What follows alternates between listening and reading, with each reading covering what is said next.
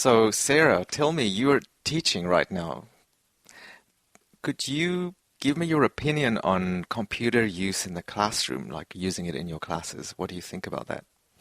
Well, I think it's good when there's certain activities that are related to using computers, but when you're trying to do an activity that's not on a computer in a classroom that has computers, it's very difficult to get your students' attention because they're often distracted by doing something else on the internet they shouldn't be doing. Oh, I totally agree. I often have that problem. It feels like I'm speaking to a crowd of ghosts.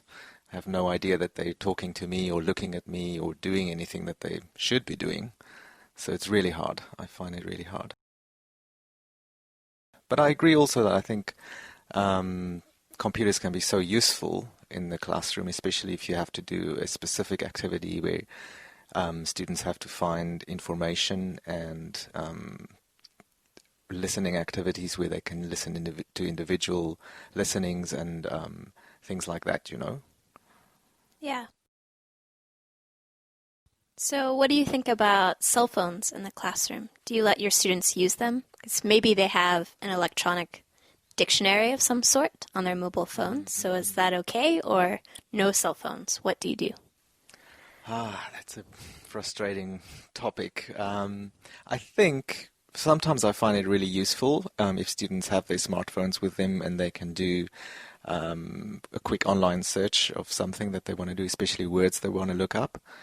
So the dictionary use, I think, is quite useful for students. But on the other hand, I always have to kind of keep a watchful eye and see what students exactly are up to. You know, they sometimes start playing a game or they sit on Facebook and sit writing notes to their friends and messages come and go. So, yeah, I'm always not sure exactly how to handle it. But most of the time, my students are pretty good. So they tend to use it mostly for dictionary. Oh, that's good. How Yeah. about your students? Yeah, some of my students use it for, they have a dictionary on there that they use. But I'm thankful most of them have a separate electronic dictionary that's only a dictionary. And I much prefer it when they use that because then I know they are really just looking at a word and Right. not on Facebook or doing something else like you just mentioned. So, Have you ever taken cell phones away in class from students? no, not yet. I haven't had to. Usually when I walk around the room, they put it away very quickly if they are doing something they're not supposed to be doing. Right, yeah. And if they're using it to look up a word, then they have no problem with me seeing what they are doing. So, end of class. I heard about a teacher the other day said he's got a basket that he collects cell phones with at the beginning of class, and he puts them on his front desk, and then at the end of the class he gives them back. But I thought, wow, that's quite strict. I thought, I don't know if I would do that. How about you?